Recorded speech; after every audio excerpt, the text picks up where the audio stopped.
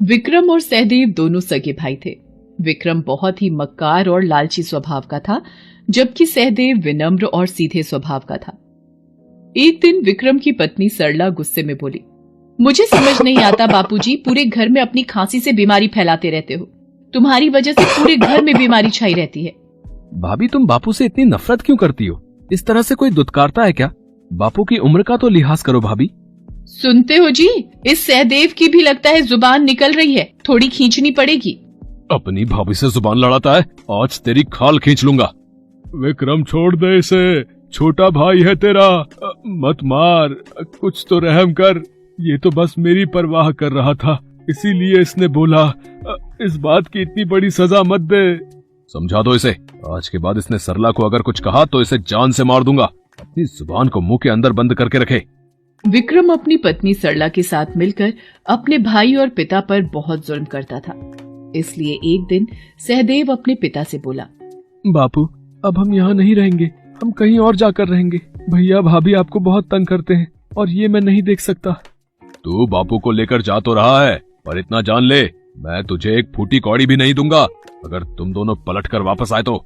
मुझे आप दोनों से कुछ भी नहीं चाहिए, बस माँ की निशानी, ये आटा छलनी मुझे दे दीजिए। मैं इसे माँ का आशीर्वाद समझकर अपने साथ रख लूंगा। ले जाने दो, ये बेकार सी टूटी हुई पुरानी आटा छलनी वैसे भी हमारे लिए बेकार है। अच्छा है ना, बला टलेगी, सारा दिन मनहूसियत छाई रहती है, जान छूटेगी। सहदेव अपने पिता को लेकर निकल पड़ता है। उसके पास न रहने का ठिकाना था, न ही खाने के लिए भोजन। चलते चलते सहदेव ने अपने पिता से कहा, पिताजी, ये जगह सही लग रही है, आप कुछ देर उस पेड़ के नीचे आराम करो, तब तक मैं घास फूस से एक झोपड़ी तैयार कर लेता हूँ। रहने का ठिकाना तो बनाना ही पड़ेगा, उसके बाद मैं काम की तलाश करूंगा। मेरे दोनों बेटों में कितना फर्क है। एक विक्रम है जिसने घर से निकाल दिया, और एक ये है जो बेचारा मुझ बूढ़े को पालने के लिए इतनी मेहनत कर रहा है। भगवान मेरे बच्चे को दुनिया की सारी खुशियां देना। बापू देखो, ये झोपड़ी तैयार हो गई, आओ चलो झोपड़ी में चलकर आराम कर लो।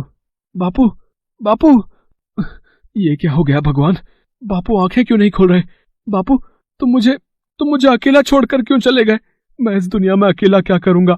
मैं जानता हूँ तुम्हें सदमे ने मारा है, तुम दुख को बर्दाश्त नहीं कर सके। सहदेव फूट फूट कर रो पड़ता है। पिता के जाने के बाद वो दुनिया में बिल्कुल अकेला हो गया था, इसलिए वो दुखी होकर वहां से चल दिया। चलते चलते सहदेव एक स्थान पर रुक गया। बहुत प्यास लगी है, पर पानी कहाँ मिलेगा? वो सामने तालाब दिखाई पड़ता है, उसी से पी लेता हूँ। अरे, माँ की निशानी आटा छलनी तालाब में गिर गई। हे भगवान, वो मेरी माँ की आखिरी निशानी थी, वो भी मुझसे छिन गई। मेरे से ये दुख और बर्दाश्त नहीं हो रहे, मैं भी इसी तालाब में कूदकर अपनी जान दे दूंगा। रुको, ऐसा मत करो, ये जीवन बहुत अनमोल है, इसका त्याग मत करो। आप कौन हैं और मुझे मरने से क्यों रोक रही हैं? मैं भला जीकर क्या करूंगा? मेरी माँ की आखिरी निशानी आटा छलनी इस तालाब में गिर गई। सहदेव तालाब की देवी को अपनी दुख भरी सारी कहानी बताता है। सहदेव, रुको, दुखी मत हो, मैं तुम्हारी आटा छलनी ढूंढ लाऊंगी। ये लो तुम्हारी आटा छलनी। पर ये मेरी माँ की आटा छलनी नहीं है। अच्छा चलो, मैं एक बार फिर तालाब के नीचे जाकर देखती हूँ। ये लो, ये रही तुम्हारी आटा छलनी। ये भी मेरी माँ की आटा छलनी नहीं है। मेरी माँ की आटा छलनी कहाँ गई? रुको, मैं एक बार और कोशिश करके देखती हूँ, अब की बार शायद मिल जाए। देखो, कहीं यही तो नहीं है? हाँ, यही मेरी माँ की निशानी है, यही है मेरी आटा छलनी। सहदेव, तुम बहुत ईमानदार हो। ये लो तुम्हारी माँ की निशानी। मैंने देखा, जब मैंने तुम्हें सोने और चांदी की आटा छलनी दी, वो तुमने नहीं ली, पर तुम चाहते तो तुम ऐसा कर सकते थे। तुम मेरे से सोने चांदी दोनों आटा छलनी ले सकते थे, पर तुम्हें सिर्फ अपनी माँ की निशानी से ही प्यार था, वही तुमने मांगी। ये देखकर मैं बहुत खुश हूँ। तुम बहुत साफ मन के हो सहदेव। मेरी तरफ से सोने और चांदी की ये दोनों छलनी भी उपहार स्वरूप रखो। ये जादुई छलनी है। चांदी की छलनी चांदी के सिक्के देने वाली है और सोने की छलनी सोने के सिक्के देने वाली है। तुम इस धन से अपने जीवन की नई शुरुआत करो।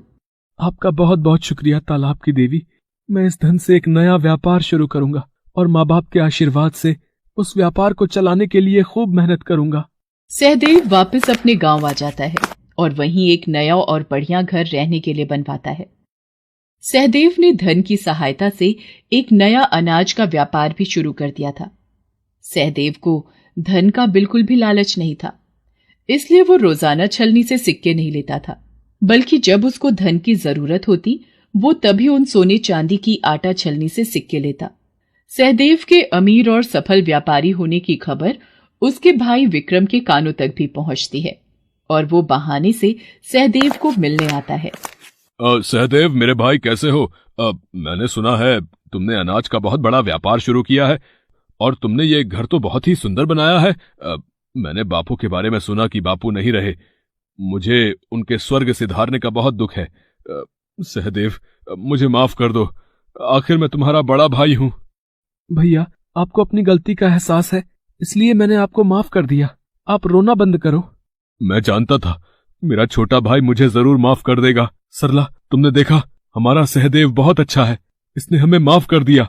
सहदेव, मैं तुम्हारी भाभी हूँ, मैं तुम्हारी माँ समान हूँ।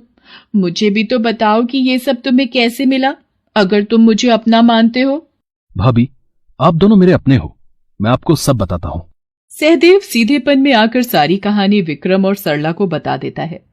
जिस बात की तह को जानने विक्रम और सरला आए थे वो बात उन्हें पता चल चुकी थी, इसलिए घर वापस आकर विक्रम सरला से कहता है, जाकर आटा छलनी लेकर आ। ये लो, पर इसे तोड़ने क्यों लगे, इसका क्या करोगे? बस तुम देखती जाओ, इसे थोड़ी पुरानी बना रहा हूं, अब मैं अमीर बनकर ही लौटूंगा। विक्रम आटा छलनी को लेकर तालाब के पास पहुंचता है और जानबूझकर छलनी को तालाब में फेंक देता है और रोने का नाटक करता है। मेरी माँ की निशानी, मेरी आटा छलनी तालाब में गिर गई। अब मैं क्या करूं? कोई मेरी छलनी दे दो। वो मेरी माँ की आखिरी निशानी थी। क्या हुआ वत्स, तुम रो क्यों रहे हो? अब मेरी माँ की निशानी, मेरी आटा छलनी इस तालाब में गिर गई। अब मैं क्या करूं? वो मेरी माँ की आखिरी निशानी थी। रोना बंद करो, मैं तुम्हारी आटा छलनी ढूंढ कर लाती हूँ। ये लो, यही तुम्हारी आटा छलनी है ना? नहीं, ये तो पुरानी टूटी हुई आटा छलनी है, मेरी आटा छलनी ऐसी नहीं है। यह तो सहदेव का लालची बड़ा भाई दिखाई पड़ता है। जरूर सहदेव ने भोलेपन में इसे सब कुछ बता दिया होगा और ये जानबूझकर मेरे से आटा छलनी लेने के लिए आया है। इसे सबक सिखाना ही होगा।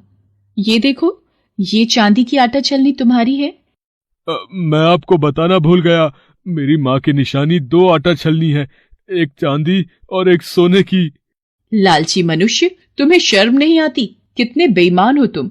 मुझे सहदेव ने सब आप बीती सुना दी थी। तुमने अपने भाई और अपने पिता को घर से निकाल दिया और अब जब वह अपना जीवन सुखी सुखी व्यतीत कर रहा है तो तुम उसमें भी अड़चने पैदा करना चाहते हो। तुम्हें कुछ नहीं मिलेगा, तुम यहाँ से जा सकते हो। तालाब की देवी, तुम मुझे जादुई सोने चांदी की छलनी दिए बिना नहीं जा सकती। रुको, मैं तुम्हें ऐसे नहीं जाने दूंगा। बचाओ, बचाओ, मैं डूब रहा हूँ, मुझे माफ कर दो तालाब की देवी, मैं झूठ बोल रहा था, मैं कभी लालच नहीं करूंगा, मुझे मरना नहीं है। तभी विक्रम को लगा कि किसी ने झटके से उसे तालाब से बाहर फेंका हो। वो इतना डर चुका था कि वापस जाकर ही उसके कदम रुकते हैं।